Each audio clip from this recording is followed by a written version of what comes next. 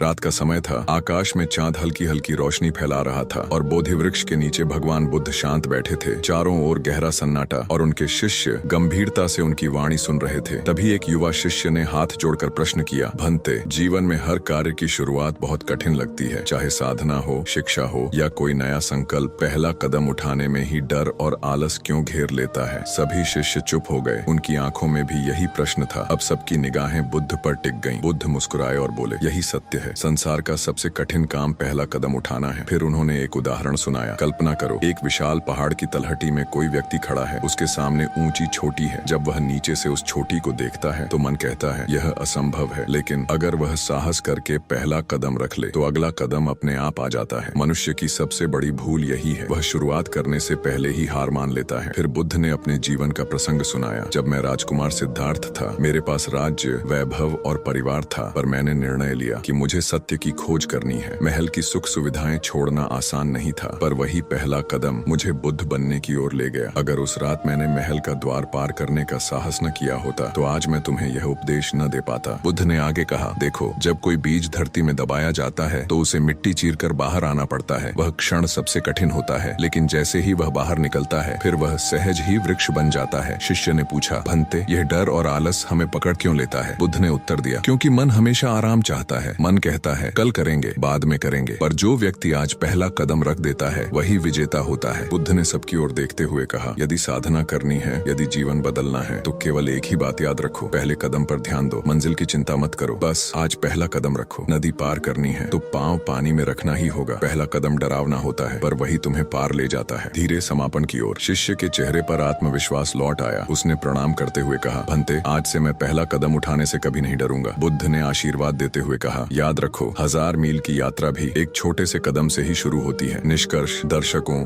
श्रोताओं के लिए सीधा संदेश। तो मित्रों, यदि आप किसी सपने को पाना चाहते हैं, किसी कठिनाई को जीतना चाहते हैं, तो मंजिल मत सोचो, डर मत देखो, बस पहला कदम रखो, बाकी रास्ता अपने आप खुल जाएगा।